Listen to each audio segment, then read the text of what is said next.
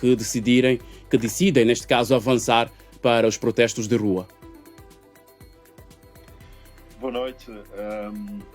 Esta decisão não restava muito aos partidos políticos não fazê-lo. As pessoas, quando estão descontentes, têm que manifestar esse descontentamento e, portanto, os partidos políticos descontentes que estão com toda esta situação, com toda esta, eu diria, novela, pelo menos internamente, não lhes resta outra alternativa se o Tribunal Constitucional der como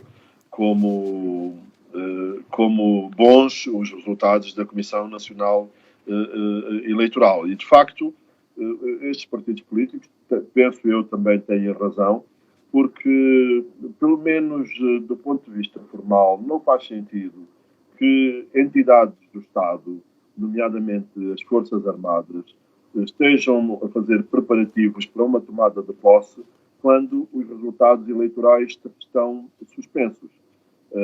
Portanto, do meu ponto de vista, não faz sentido nenhum que as Forças Armadas o façam. Mas, infelizmente, é esta a situação que temos.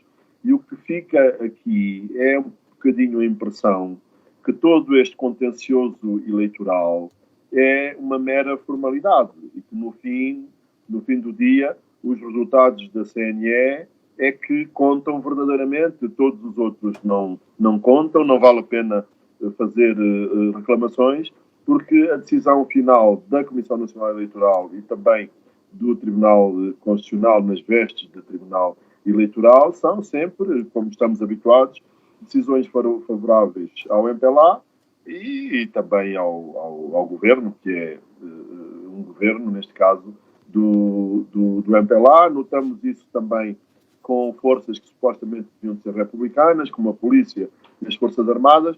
Portanto, estamos habituados a que a versão, no fim do dia, as versões todas coincidem com a versão do MPLA. E, portanto, quando a Força Aérea, que é uma instituição, ou devia ser uma instituição republicana, decide anunciar o fecho do espaço aéreo para a tomada de posse de um presidente que de facto não existe, uma vez que os resultados estão suspensos, isto quer, de alguma maneira, dizer alguma coisa. Então, pegando nisso, o que se pode esperar nos próximos dias, já que as Forças Armadas estão num estado de prontidão combativa e manifestações à vista, o que se pode esperar aqui? Bom, nós vamos ver, a oposição anuncia manifestações pacíficas, é porque aqui em Angola as manifestações são livres de se realizar, mas depois existe uma lei que obriga os manifestantes a comunicarem nomeadamente ao Governo Provincial de Luanda. E depois o Governo Provincial de Luanda decide em função do seu humor. Quando são manifestações a favor do MPLA e do Governo, essas manifestações são autorizadas, entre comas, e quando não são, diz-se que é inoportuno, inventa-se uma desculpa qualquer. E, portanto, eu espero que não seja este o caso, que as manifestações sejam autorizadas, porque se as manifestações não forem autorizadas, receio que possam depois surgir, de alguma maneira, manifestações forçadas. Em todo o caso, mas aí acha que a UNITA terá a capacidade também de controlar os manifestantes, já que há muita gente que estava há muito tempo a exigir protestos de rua contra os resultados da CNE. Não só militantes da UNITA, neste caso, ou dos partidos da oposição. Eu penso que quem deve estar em condições de controlar os manifestantes é a polícia. A polícia deve ter uma atitude republicana de facilitar a manifestação e se alguém dentro da manifestação tiver, comportamentos menos corretos, a polícia deve intervir no sentido de garantir a segurança dos próprios manifestantes. É isso que deve acontecer. Só que o que nós assistimos é que quando são manifestações do MPLA, a polícia fecha a rua, estende o tapete vermelho. Quando são manifestações da oposição, normalmente a polícia recebe os manifestantes com bombons e chocolates, como como disse o Ministro do Interior. E, portanto, é isso que está, digamos assim, errado, é isso que deve ser mudado. E Carlos Rosado, essa intenção da UNITA pode ajudar-nos a perceber isso, de avançar para instâncias internacionais exigindo uma auditoria externa à CNE, mudará alguma coisa? Tem mesmo pernas para andar? Não, não me parece. Todo este processo, como dizem os franceses, é um déjà vu, porque isto está a acontecer, como aconteceu em 2017 e em anos anteriores. Aqui as reclamações são uma mera formalidade, porque no fim do dia quem tem razão é o MPLA, que é o que de alguma maneira está a acontecer. Isto percebe-se porque a CNE é controlada pelo MPLA. O Tribunal Constitucional, a maioria dos juízes são também, de alguma maneira, alinhados com o MPLA. A Presidente do Tribunal Constitucional saiu diretamente do Bureau Político para a presidência do Tribunal Constitucional. A vice-presidente, a juíza vice-presidente do Tribunal Constitucional, foi ministra da Justiça do MPLA e agora já não será, porque é juíza, também foi militante do MPLA e, portanto, o Presidente da República nomeia 4 juízes. A Assembleia Nacional também nomeia 4 juízes, sendo que da Assembleia Nacional são 3 do MPLA e 1 da UNITA. Portanto, o MPLA tem 7 em 11 membros, pelo menos, dentro do Tribunal Constitucional e, portanto, como eu dizia, isto é um déjà vu, são resultados perfeitamente esperados e sem surpresa nenhuma. Ou seja, a UNITA e a oposição em peso acabará por aceitar os resultados e assumir os lugares na Assembleia Nacional. Pois, aí já não consigo dizer. Isto tem acontecido em eleições anteriores, não é? Há os protestos, há a reclamação, as reclamações não são atendidas internamente e depois a UNITA diz que vai reclamar nas instâncias internacionais sem que nós conheçamos qualquer resultado concreto dessas reclamações.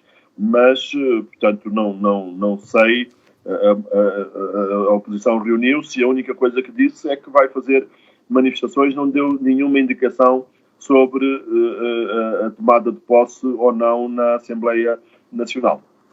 A minha última questão, e perante esta situação, este imbróglio pós-eleitoral, o que se espera do novo governo de João Lourenço, o que se espera da postura do MPLA após estas eleições? Pois, eu aí, quer dizer, tenho... uma coisa é o que eu desejo e penso que os angolanos desejariam, era que o MPLA tivesse percebido a mensagem e que, de alguma maneira, governasse com maior consenso. Enfim, nós não estamos aqui a dizer que, se estes são os resultados efetivos, e acabarão por ser, o que nós temos é que o MPLA tem a maioria absoluta e, portanto, pode governar, eu diria, tranquilamente, nomeadamente o Orçamento Geral do Estado pode ser aprovado apenas com o voto do MPLA. Mas não tem maioria qualificada, o que o impede, nomeadamente, de mudar a Constituição. E todas estas nomeações, por exemplo, dos juízes para o Tribunal Constitucional, que exigem 2/3, o MPLA terá que se entender com a oposição, no sentido de encontrar os nomes corretos. Aí vai mudar. Agora, no dia-a-dia, não sei se mudará alguma coisa. No seu discurso de vitória, o presidente João Lourenço disse que, e deixou claro que o MPLA ia nomear tudo em Angola, os governadores, os administradores, os ministros, e, portanto, desse ponto de vista, as indicações que temos, não sei se efetivamente mudará alguma coisa na governação. Agora, temos a certeza que o MPLA já não pode continuar a olhar, nomeadamente para a UNITA, como olhava anteriormente, porque a UNITA, afinal, tem 44% dos votos, e a UNITA é maioritária em Luanda, que é a capital do país. Portanto, afinal, o governo tem a sua sede em Luanda e, naturalmente, penso que o governo terá que ter isso em conta na forma como vai governar. Mas eu penso que os sinais a mensagem, se eu bem entendi, dos eleitores, é que os eleitores querem mudança. A dúvida era se essa mudança iria ser feita na continuidade, isto é, com o MPLA, ou se iria ser feita na alternância, isto é, com a UNITA. Os resultados da CNE apontam para mudança na continuidade. Agora vamos ver em que medida é que o MPLA muda. Sendo que, de alguma maneira, o MPLA da primeira parte, da primeira metade do mandato de João Lourenço, no princípio, era um MPLA e João Lourenço de mudança. Adotou, de alguma maneira, a agenda da oposição, mas por razões que a razão desconhece, mais ou menos a meio do mandato, as coisas mudaram completamente. Portanto, se for o João Lourenço da primeira parte do mandato, e não apenas em termos de narrativa, mas em termos de prática, eventualmente teremos alguma razão para ter esperança. É sempre um prazer tê-lo como nosso convidado, Carlos Rosado. Agradecemos imenso a sua participação nesta nossa edição muito especial aqui na DW. Ontem o Tribunal Constitucional já tinha rejeitado o recurso da coligação Casa-CE e manteve que a votação na coligação foi insuficiente para eleger um deputado. O recurso foi apreciado no plenário dos juízes e rejeitado por 9 dos 11 juízes. A Convergência Ampla de Salvação de Angola, a coligação eleitoral Casa-CE, perdeu os 16 assentos que detinha na Assembleia Nacional, segundo os resultados definitivos das eleições apurados pela Comissão Nacional Eleitoral de Angola, mas interpôs recurso alegando que os votos escrutinados não conferiam